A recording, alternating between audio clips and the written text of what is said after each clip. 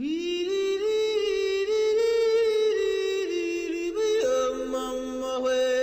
listening to Where You Live with Gene and Tony. Welcome back to Where You Live with Gene and Tony. We're broadcasting from the Natural Green Lawn and Landscape Studios. We're brought to you by American Family Insurance, the Kim Bennett Agency, and Extreme Exteriors. You can count on Extreme Exteriors for expert installation of exterior siding, roofing, soffits, fascia, decks, windows, and more. With their knowledge and experience, they can design the perfect solution to make your home beautiful and energy efficient, saving you maintenance and money for years to come. Call Extreme Exteriors at 763-441-1334 and tell them Gene and Tony sent you. Time now to hear from the Community Associations Institute. The CAI Minute is brought to you by New Concepts Rental Management. Whether you're an accidental landlord or a seasoned investor, New Concepts Rental Management can help you achieve your financial goals. New Concepts Rental Management can advise and guide you through every aspect of the business. Call me, Tony Crockett, at New Concepts Rental Management, 952-922-2500. Are you a member of the Community Associations Institute? For nearly 40 years, CAI has provided education and resources to volunteer homeowners who govern community associations and the professionals who support them. Visit caionline.org to learn more.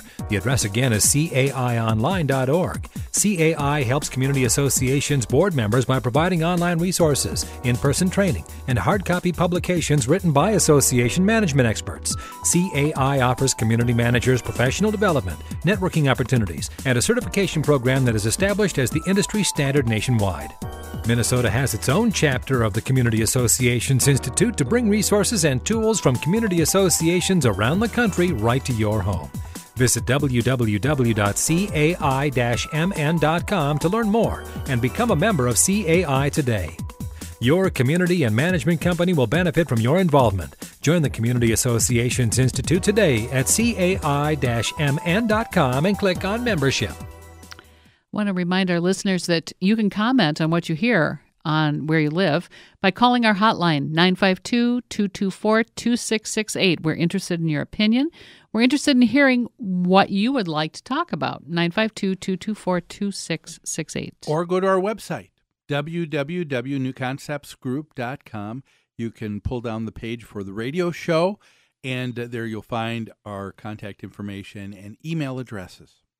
We've been talking about the story out of Connecticut where the state legislatures are looking at a bill to further mess with homeowner association documents. It's called Proposed Bill 5231, an act concerning the budget and special assessment approval process in common interest communities. In other words, people who have been elected on the board do not have the authority to be able to set this. They need to go to the homeowners because they feel that that's necessary to have a democratic process. But you know what's crazy is it's not even that. That's not even what this legislation is doing, trying to balance power between the board and the members. All it's doing is tweaking quorum requirements and tweaking majority requirements. And governing documents already state what the quorum requirement is for a meeting and what the voting requirement is for a meeting. This is saying that instead of a majority of all the unit owners agreeing on the issue, that at least 1/3 of the unit owners need to agree on it. And of those... And and a majority of the people meeting at the meeting have to agree on it. And of course, it's confusing, and we're in the business because we're dealing with people who aren't in the business. That's right. And who don't That's understand. right. It's not practical and it's unnecessary. I don't see how this can possibly be necessary. Well said. Unnecessary because, as we stated in the first segment, most HOA documents have a cap. Very clear. They have a limitation on what the budget can be set for from but one year to the next. But they're not talking about trying to do that and trying to enforce a different cap. They're not even talking about that. They're not talking about... No, they're not giving that, but they're just saying if you're going to have any budget. Any budget. I don't even think it talks about an increase. Yes, we're talking any budget and talk about how this is going to tie the hands no, because it says right here in the article The right to vote down the budget by majority of votes cast will keep costs in check and improve efficiency. It says right here it's going to improve the efficiency. Well, let's take some of their quotes, for example, Yeah. okay, because I'd like to deal with that one. But the one right before that, they said, this bill is meant to protect and enhance the democratic process. Now, I find it always interesting in the language of politicians. Mm-hmm. They don't say, this bill will do this, this bill will do. This bill is meant to. It's our intention. Right. To have a protected and enhanced democratic process. That's what we want. So if we don't achieve it, don't get upset with us. That's our intent. That's what we want to see happen. So they intend to enhance the democratic process by changing it from a majority requirement to a 1/3 of all unit owners. Yeah, and let's talk about how is that more fair? Yeah, and let's talk about the idea of a representative government. That's what's called a republic. That's what we live in. That's right. That is the same boundaries at the state legislature, the same boundaries at the on the federal level. Those are the same boundaries at a homeowners association. It is impossible if you try to get the majority of everybody in whatever entity or group that is, be it a city, an HOA, a state, to say, before we move ahead, we're going to go through the democratic process and get a majority and have everybody of vote what everybody thinks before we move ahead. We're going to have everybody vote on every single issue of business. That is not efficient. The state, they know that the state of Connecticut could not run if that was imposed upon the state legislators.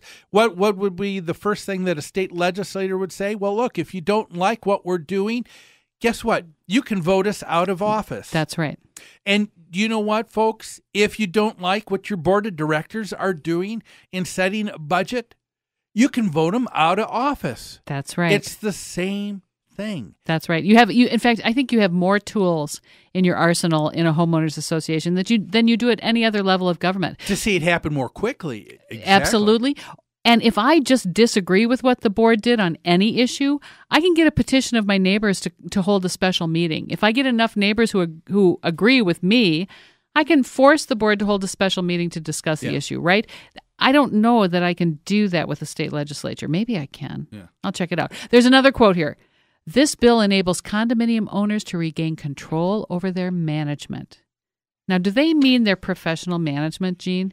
In this quote, or do you think they're talking about management by their board? I think we don't know what they mean, but I think that's confusing. But I'm going to take that. I took that to mean the management of the association, be it with a professional management company, which, by the way, still acts under the direction. Wait a minute. Of the board. If they mean a professional management company, it's completely yes off the grid. I agree. I don't think it does. I'm going to give them the benefit of the doubt in that case. But you think this is about the management by the board. Yes, self-managed. I got to say that I think this is confusing, though. I think many people who have professional management are going to read this and go, "Oh, those dang property managers! They're always shoving higher assessments down our throats, and they're always making us do things we don't want to do."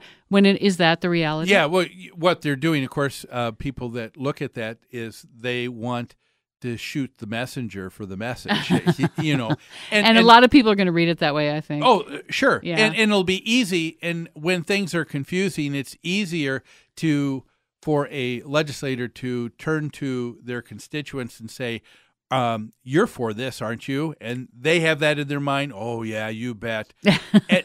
and they're not talking about the same thing. No, they're not dealing with the same thing. And again, they're addressing a non-issue. Yes. I don't see how this possibly does anything except muddy the waters more. Yes. And this idea, again, the right to vote down the budget by majority of votes cast, of course, the way it's confusing, we've already said, though, that it's not a majority of votes. It's only 1/3. So it's a minority. So even in their confusion in writing this bill, it's still a minority of people, a majority of the minority. Oh my gosh, that's voting. All they're doing is muddying the waters. I agree. I think we can agree on that, can't we? Yeah. And it said it'll keep costs in check and improve efficiency. Well, if the way to keep costs in check is to say you need to get a majority of the people to say yes before you move ahead, my question is, Mr. Legislator, would you put that in writing for the state where you live too? Mm-hmm. You know, I would love to do that. I mean, in the state of Minnesota, for example, we have seen budgets that have gone, 5, 7, 8, 9% a year higher and higher, Mm-hmm. When people's income has not raised to that level at all. Yeah. Well, that's all we're Are going we to done deal with this? I Okay. think right. we are so done with this. All But we're right. not done with the show. So don't go away, folks. There's a lot more of Where You Live with Gene and Tony after these messages.